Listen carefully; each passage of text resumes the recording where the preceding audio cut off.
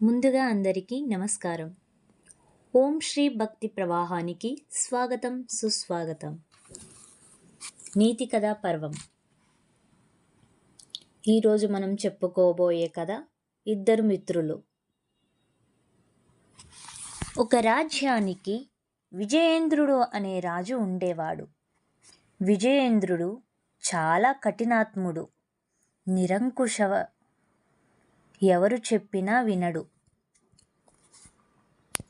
అతని పరిపాలన కూడా అతని వలె ఉండేది. రాజును ఎదిరించే సాహసం ఆ రాజ్యంలో ఎవ్వరికీ లేదు. ధైర్యం చేసి ఎవరైనా ఎదిరిస్తే కఠినంగా హింసించేవాడు. ఆ రాజ్యంలో రవివర్మ, గుణశర్మ అనే ఇద్దరు స్నేహితులు ఉండేవారు. ఒకరి పట్ల మరొకరికి ఎంతో నమ్మకం, విశ్వాసం, అభిమానం, ప్రేమానురాగాలు చాలా గొప్పవి. రాజుగారి అఘాయిత్యాలను చూస్తూ అందరిలాగా మౌనంగా ఉండలేక పోయారు ఆ ఇద్దరు మిత్రులు. ఒక రోజున రవివర్మ రాజు గురించి వ్యతిరేకంగా మాట్లాడాడు. సైనికులు అతనిని బంధించి రాజు ఎదుట హాజరుపరిచారు. రవివర్మ ధైర్యంతో నిండు సభలోనే రాజుగారి అకృత్యాలను విమర్శించాడు. ఆ మాటలు విన్న రాజు కోపంతో రవివర్మను బంధించి కారాగారంలో ఉంచమని భటులను ఆజ్ఞాపించాడు. గుణశర్మ ఇదంతా తెలుసుకొని మిత్రుడిని కారాగారంలో కలిసి, నీ కోసం నేను చేయగలిగింది చేస్తాను, నా ప్రాణాలను కూడా లెక్క చెయ్యను, నీ కోరిక ఏమిటి అని అడిగాడు గుణశర్మ.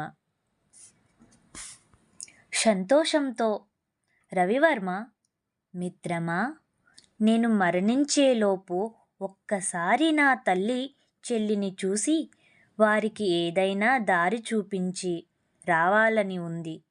ఇంతకంటే నాకు వేరే కోరిక అంటూ ఏమీ లేదు అన్నాడు.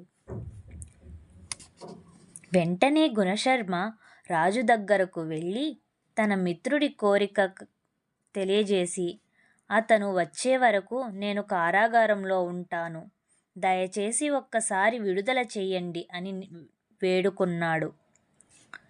చెప్పిన గడువులోపు రవివర్మ రాకపోతే అతనికి బదులు మరణదండన అనుభవించాలి అన్నాడు రాజు. సరే అన్నాడు గుణశర్మ. రాజు అతని మిత్రుని మీద ఉన్న నమ్మకం చూసి ఆశ్చర్యపడ్డాడు. ఆ ఇద్దరు మిత్రుల గురించి అంతకు ముందే తెలుసుకొని ఉన్నాడు. అందుచేత అతని కోరికను మన్నించి, సరే, నీ మిత్రుడికి 1 రోజులు గడువిస్తున్నాను. నెల తర్వాత ఇదే రోజుకు నీ మిత్రుడు రాకపోతే నువ్వు మరణిస్తావు అని హెచ్చరించి రవివర్మను విడుదల చేశాడు. 1 రోజులు గడిచినవి. రాజు ఇచ్చిన గడువు కూడా ముగిసింది. ఆఖరి రోజు సాయంకాలం వచ్చింది. రాజు కారాగారంలో ఉన్న గుణశర్మ దగ్గరకు వెళ్ళి, ఏడీ నీ స్నేహితుడు? జీవితంలో ఎవరినీ నమ్మకు. చాలా చిన్న వయసులోనే మరణిస్తున్నందుకు నాకు చాలా బాధగా ఉంది. నీ తెలివి తక్కువ తనానికి ప్రాణాలు పోగొట్టుకుంటున్నావు అన్నాడు రాజు. ఆ సమయంలోనే రొప్పుతూ కోటలో ప్రవేశించాడు రవివర్మ. మిత్రుడిని కౌగిలించుకొని, ఇంక ముందుగా వద్దామని ఎంతో ప్రయత్నం చేశాను. దారి పొడవునా అడ్డంకులే. నీ దయ వల్ల నా వాళ్లను చూడగలిగాను. వారికి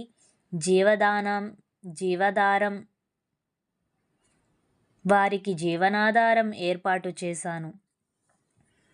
నేను నీకు ఎంత రుణపడి ఉన్నాను మిత్రమా అని బాధగా అన్నాడు.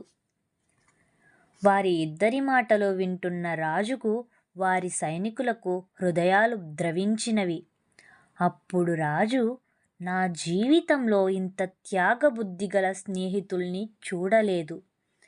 మీలాంటి మిత్రులు నా దేశంలో ఉన్నందుకు నేనెంతో గర్వపడుతున్నాను.